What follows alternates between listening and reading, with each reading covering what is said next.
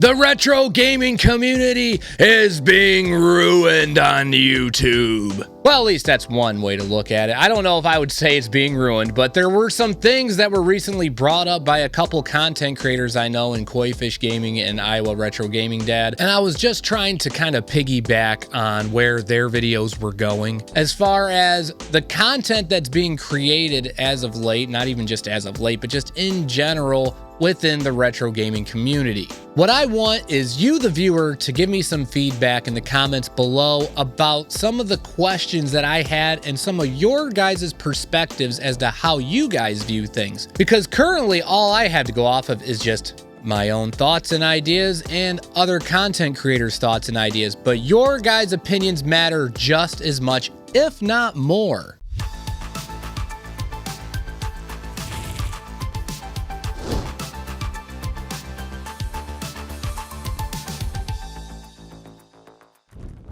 So the first thing that I have is, do you guys even really care at this point if the creator actually plays video games on their channel? And what I mean by that is, like, do you honestly care, like, whoever it is that you're watching, if they do live streams of a video game or uploading VOD content, rather it's like a full gameplay or even clips or something like that? Is that even really a thing that people look for at this point when it's coming to the retro side of things? I ask because I've just noticed, just on my end as the creator myself, it seems like those types of videos and or streams, I guess, are on the lower side of things, if you will, as far as what garners the most attention or what gets the most engagement from the viewers. Now, I'm not trying to suggest that there's nobody out there that likes that kind of content. From my end, being the creator myself, when I'm kind of looking at what people are engaging with, what people are viewing, and, you know, what kind of, I guess, garners the most traffic, those types of things tend to be more at the bottom of the list. Now, that could be just myself. Maybe it's just me as the creator not doing a good enough job at presenting stuff. Rather, it's during a live stream playing games or the VOD content that I have created in the past regarding the retro games and stuff that I have played. That's not going to persuade me one way or the other regarding trying to do live streams playing games or maybe uploading VOD content that has me playing retro games on that, as those are things that I do enjoy. I'm just letting you guys know, just from my own perspective, what I'm personally seeing, and it seems to be the trend that those are the least important things that people look for when watching on YouTube at this point in time. So if that's the case, the question now is, what type of content are you guys viewing? So just briefly kind of skimming through on YouTube, typing in retro gaming or retro video gaming and stuff like that. These were the types of videos that came up the most on my end. Now, this is in no particular order, but we got product/gaming reviews, discussion videos like the one we're doing today, collecting/collection videos, finance, reselling, game store vids, and then tier lists or ranking videos and streams. Now, obviously, I have no problems with that whatsoever, as I myself make some of that content here on the channel. The only thing that, in my mind, as the creator, I guess kind of piggybacking to my first question, but what goes off in my mind when it comes down to retro gaming is that, I guess, at some point, my mind goes, the viewer might want to actually see me play something, so that way they're not just seeing me talk about things all the time. And, you know, that's just where my brain goes. Maybe, you know, I'm overthinking things, but that's just kind of something that I look at when I do go out of my way at times to try to find, rather be new content creators or just trying to look up different things on the retro side of things. I like to see what others are playing and stuff like that, which goes into our next subject, which necessarily isn't a question. It's more so an observation, and one that you as the viewer might be overlooking, and actually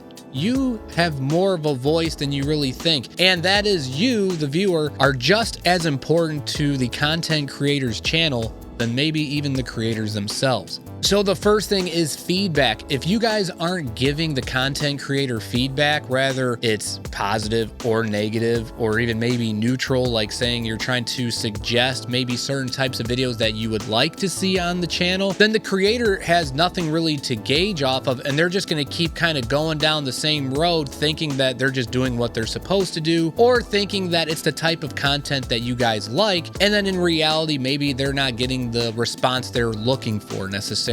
So feedback is huge, which obviously the next thing goes into engagement. Rather, you guys, if you do like a video, the biggest thing you can do is just hit the like button. You don't even necessarily have to comment, but if you at least hit the like button, that helps the creator's video to get eyes on it. So that way there might be somebody out there that's looking for whatever that video may be, and it'll help YouTube to push it to those types of people. So don't think for a minute that you going, oh, well, it's not gonna matter if I really hit that like button or something like that. It actually makes a bigger difference than what you would think. And the biggest thing with engagement would be the view time. If you, the viewer, see a video that you don't like and you just click on it, and then obviously, you know, you say you skip off after about like less than 30 seconds, you know, that's not good for the creator. But if you're going to do that, at the very least, do that creator a solid and just leave a comment saying like, hey man, I don't know what you were doing with this video, but it's not something that I particularly go to, or it's not something that I particularly like. And, you know, leaving something for them rather than just them trying to figure out for themselves, like, why did the viewer just click off? Why didn't they at least try to stay for a little bit to see what the video was about? Those little things, they do make a huge difference to what happens with one's video and seeing how YouTube pushes it to the next level.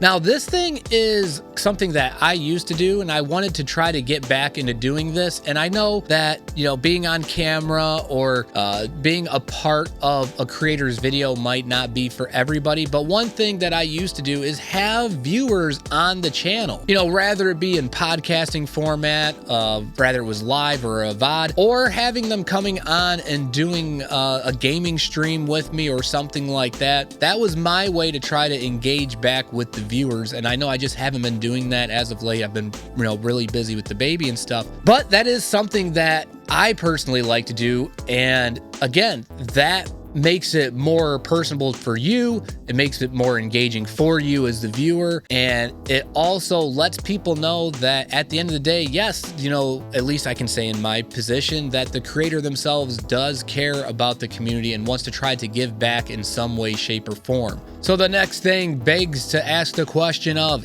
is it really the content creator's fault? And part of me says yes, and part of me says no, and I'll explain why. So the part of me that says yes is, you know, you got these bigger retro channels, right? They're not really at the whim per se of the algorithm, such as somebody like myself who is at the smaller side of things and trying to make a name for themselves. So they can do things such as a retro gaming stream or retro gaming videos on demand that might not necessarily garner the huge traction that some of their other videos would, but at the same time, they're still contributing on the retro gaming side of things outside of just typical discussion type videos. And it's definitely not going to hurt their channel in the same way it would, say, somebody, again, like myself, that you have a smaller audience. So in my case, like, say if I post up something that the viewers don't like on, say, a 80% basis, it's going to have more of a negative effect on my channel versus somebody that has, you know, tens of thousands of subscribers. And yeah, they might garner maybe like, you know, 1,000 or 2 less hits than they would on something else, but it's not going to damage their channel in the same way. So in my opinion, I feel like they should be contributing to the retro community from the gaming side of things and doing their diligence of doing so. Now, if it's like, you know, a channel that's strictly just a store and they just maybe don't have the time for it, I guess maybe, you know, that's their thing and they're going to stick to it and they're just more so trying to promote their business, and that is what it is. However, we do see some of these bigger channels that are like closer to the 100K mark, if not larger, and they don't really do anything gaming related other than just talking about reselling, finance, and pretty much collecting, and that's it. Now, don't get me wrong. Again, you're going to do what you're going to do to try to hit your target audience. I guess, again, this is just my brain at work, folks. I go about looking at things that if you're talking about retro gaming community, in my mind, you're wanting to share the gaming experience with people, not just verbally talking to them about rather the games you're trying to discuss, or maybe the experience you had or the collection you have. It all falls back on playing the games themselves. And then the part where I say, no, it's not really their fault. Because, you know, at the end of the day, they're just trying to grow their channels. And if they see that the viewers are gearing towards something else, they're going to pivot and go that route. And I understand there's no one size fits all for anybody, and people do things differently, which is why there's a wide array of channels. But I guess at the end of the day, call me old man, get off my lawn. I want to see some of these retro channels actually playing games. So that is all I had for today's discussion, guys. Let me know what you think about this in the comments below, and then I'll be seeing you